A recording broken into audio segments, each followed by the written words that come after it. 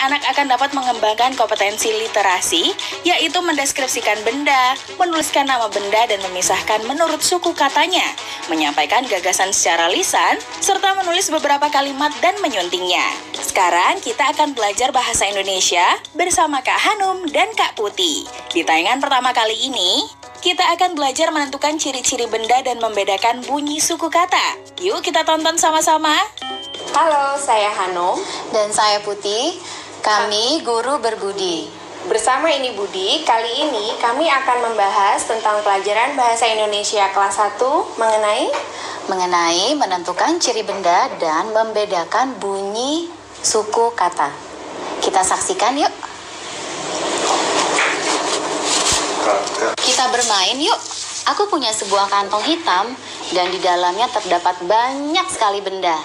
Nah, aku akan meminta temanku untuk memegang salah satu benda yang ada dalam tas ini.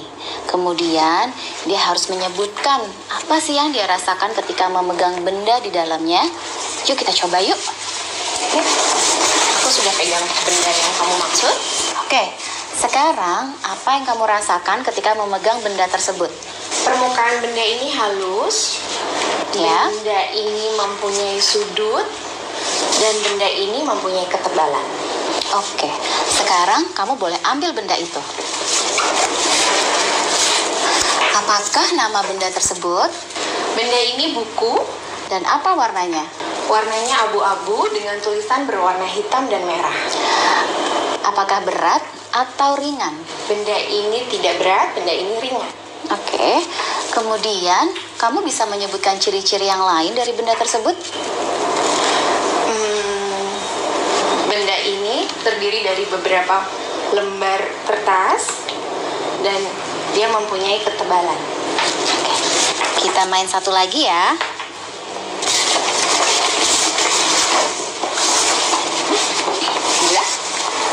Oke, apa yang kamu rasakan ketika memegang benda tersebut? Benda ini mempunyai permukaan yang halus, Ya. tidak terlalu besar, pinggirnya agak sedikit kasar. Apa ya? Apa ya? Yuk, keluarkan bendanya. Oh, apakah benda itu? Benda ini batu. Apa yang kamu rasakan ketika memegangnya? Permukaannya halus, tapi di bagian sisinya agak sedikit kasar dan dia juga mempunyai ketebalan. Kita ambil yang ketiga. Silahkan. Apa ini? Coba kamu deskripsikan. Benda ini empuk. Bentuknya agak sedikit. Oh, ada yang seperti ekor dan ada bagian yang besar dan ada bagian yang kecil. Oke, sekarang keluarkan benda tersebut. Oh, Benda apakah itu? ini boneka. Apa lagi yang bisa kamu ceritakan tentang benda tersebut? Boneka ini berwarna coklat dan ada ekornya. Di bagian belakangnya berwarna coklat dengan bintik-bintik putih. Oke.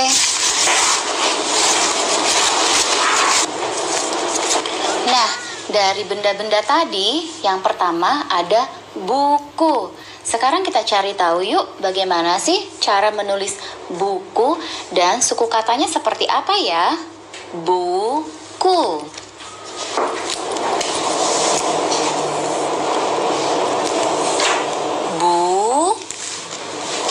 Buku.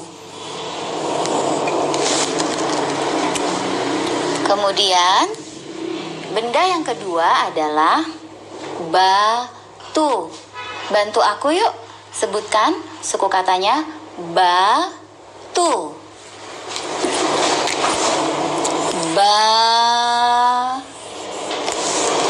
Batu.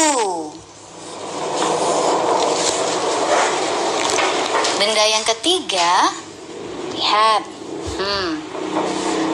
Bisa kamu sebutkan? Ya, betul. Boneka. Kita tulis ya.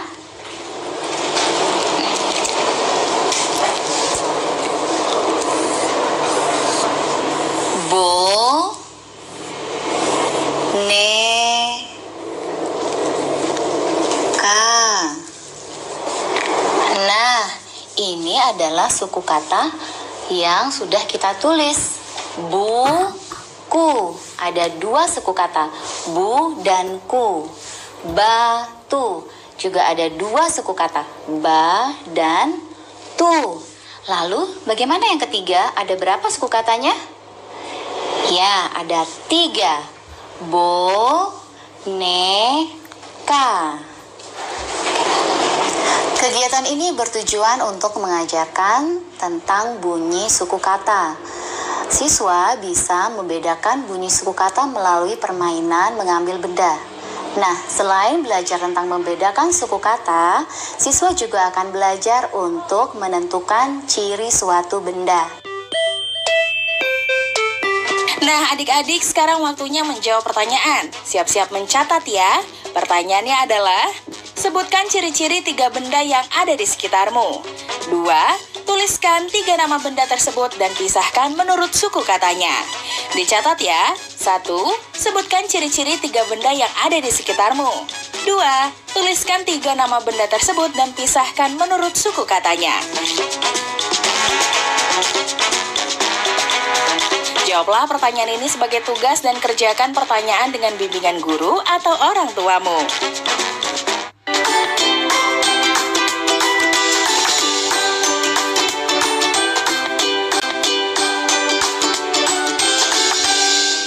Dalam tayangan berikut ini, Ibu Sas, Pak Paulus, dan Ibu Erna akan menceritakan mengapa kita mengalami peristiwa siang dan malam dan bagaimana kita mengenali siang dan malam. Halo, saya Sasa. Saya adalah guru berbudi Idari Ini Budi. Kali ini saya ingin membahas Bahasa Indonesia kelas 1, peristiwa siang dan malam. Pertanyaan reflektif. Pertama, mengapa ada siang hari dan malam hari? 2. Mengapa siang hari hangat dan malam hari sejuk? 3. Mengapa kita harus bersyukur atas siang dan malam hari? 4. Mengapa tidak siang saja supaya kita bisa bermain atau malam hari saja agar lebih lama beristirahat? Bagaimana suasana pada siang hari dan malam hari? Suasana pada siang hari ramai, hangat, terang. Banyak anak-anak bersekolah dan ayah dan ibu bekerja. Suasana pada malam hari sepi, sejuk, gelap, dan kita beristirahat.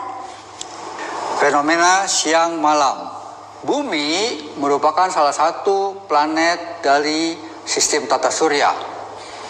Seperti planet-planet lainnya, bumi pun bergerak mengitari matahari. Ini yang disebut sebagai peristiwa revolusi. Selama bumi berevolusi, bumi pun bergerak, berotasi pada porosnya. Ini yang kita sebut sebagai rotasi atau evolusi. Matahari merupakan sebuah bintang. Karenanya matahari adalah sumber cahaya. Karena bentuk bumi yang bulat dan rotasinya, maka tempat-tempat di muka bumi akan pada suatu saat menghadap matahari, membelakangi matahari, atau di antara keduanya. Tempat-tempat yang menghadapi matahari akan menjadi terang atau mengalami peristiwa siang. Tempat-tempat yang membelakangi matahari akan menjadi gelap atau mengalami peristiwa malam. Contoh kalimat. 1. Ayah dan ibu bekerja dari pagi hingga sore hari. 2. Aku pulang sekolah pukul 1 siang. 3. Budi makan malam bersama keluarganya. 4. Setelah mengerjakan tugas, aku tidur pada malam hari. Mudah kan? Nah, anak-anak, kita akan melakukan kuis ya. Sekarang siapa yang duluan menjawab, angkat tangannya. Pertanyaannya, siap? kegiatan apakah yang kamu lakukan pada siang hari? Dan kegiatan apa saja yang kamu lakukan pada malam hari? Ayo angkat tangannya.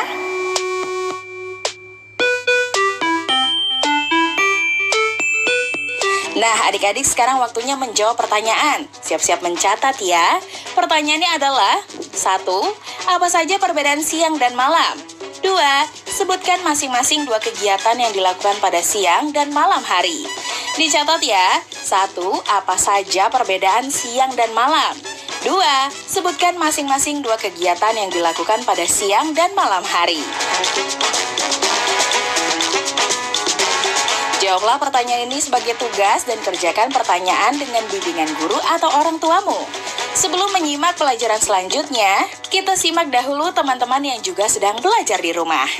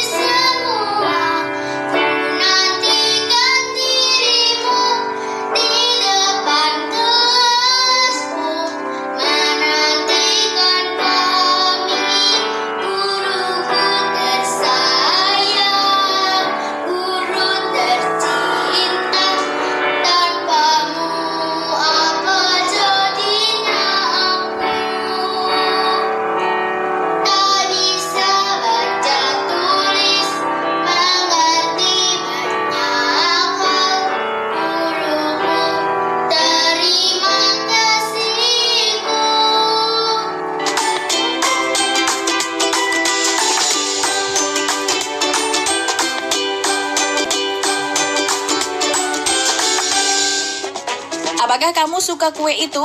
Bagaimana rasanya? Bisakah kamu menyampaikannya? Di tayangan kali ini, Kak Kiki dan Kak Mita akan mengajarkan pada kita cara menyampaikan pendapat kita tentang sesuatu. Halo, saya Kak Mitae. Dan saya Kak Kiki. Kami adalah guru berbudi. Ini Budi. Kali ini kami akan membahas bagaimana cara menyampaikan pendapat. Untuk kelas 1 SD ya.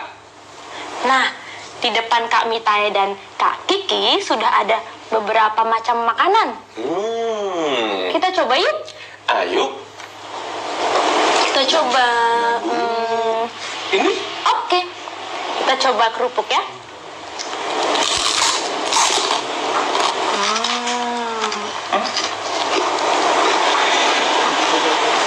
Enak. Enak. Saya suka kerupuk karena rasanya garing di mulut. Kalau saya suka kerupuk karena rasanya gurih. Kita coba yang lain ya, Kak. Yuk. Nah ini, Kak. Pasti kalian sudah tahu ini apa. Ini adalah cabai rawit.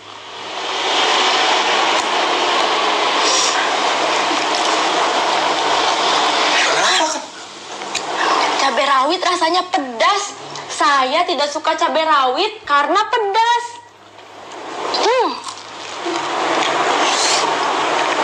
Ih, saya juga tidak suka cabai rawit. Memang rasanya pedas. Yuk, kita coba langsung yang lain. Yang ini, Kak. Ini namanya apa, Kak? Ini makanan tradisional Indonesia. Warnanya hijau, ada kelapanya, namanya klepon. Wow.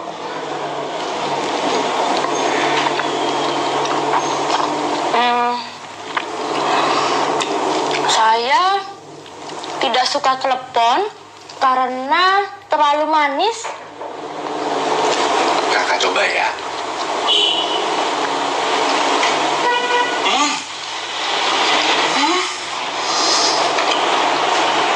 Kalau kakak suka,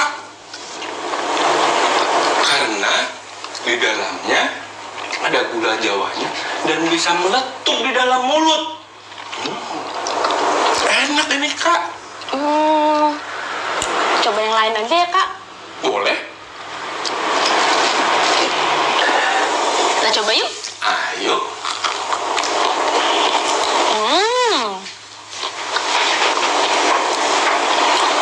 Kalau menurut saya, ini rasanya asin.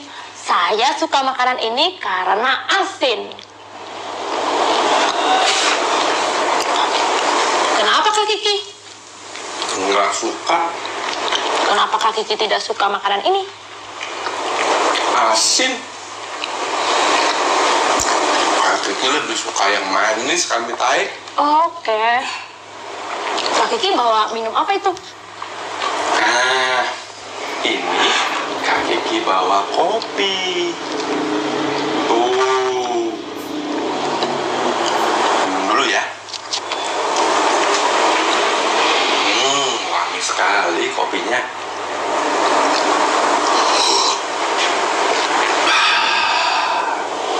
Kopi pahit Kak Mitai. Enak deh. Kalau saya lebih suka air putih karena sehat. Air putih sehat buat kita semua, Kak. Bener juga ya.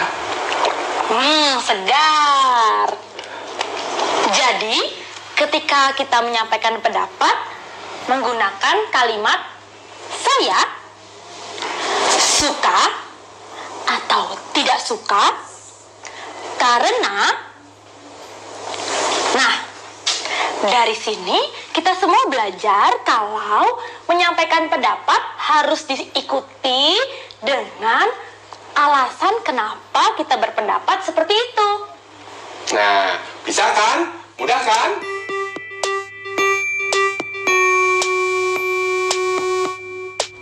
Nah, adik-adik, sekarang waktunya menjawab pertanyaan. Siap-siap mencatat ya.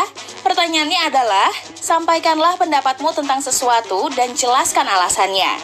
Dicatat ya, sampaikanlah pendapatmu tentang sesuatu dan jelaskan alasannya.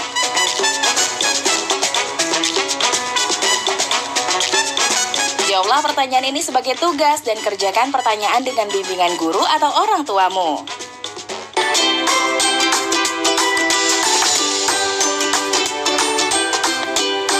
Dalam tayangan terakhir ini, Kak Ari dan Kak Mita akan memberi contoh bagaimana membaca puisi yang baik dan benar. Halo, saya Ari, saya adalah guru berbudi ini Budi.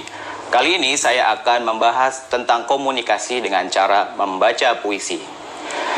Sahabatku lama tak bertemu, bagaimana kabarmu di kota yang baru? Sahabatku, jarak telah memisahkan kita. Hanya dengan surat inilah kita dapat berbagi rasa. Sahabatku, lama tak bertemu. Bagaimana kabarmu di kota yang baru?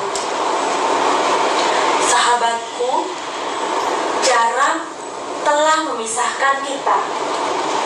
Hanya dengan surat inilah kita dapat berbagi rasa. Bagaimana menurut kalian dari contoh dua puisi tadi? Apakah kalian sudah bisa memilih cara mana yang merupakan cara membaca puisi yang baik dan benar?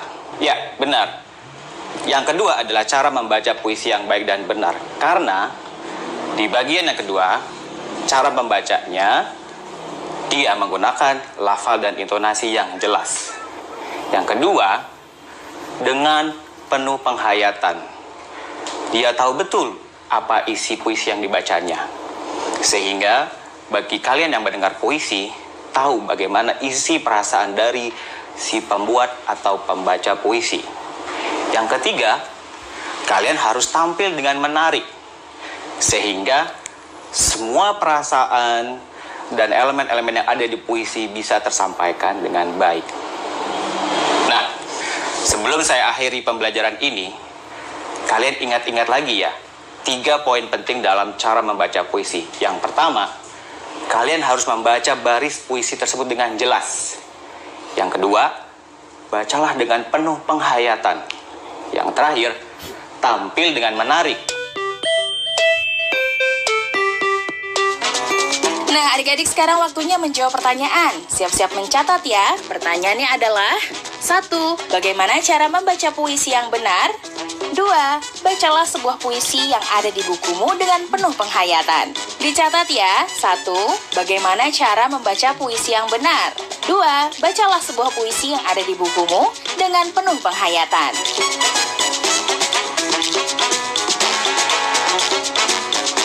Jawablah pertanyaan ini sebagai tugas dan kerjakan pertanyaan dengan bimbingan guru atau orang tuamu.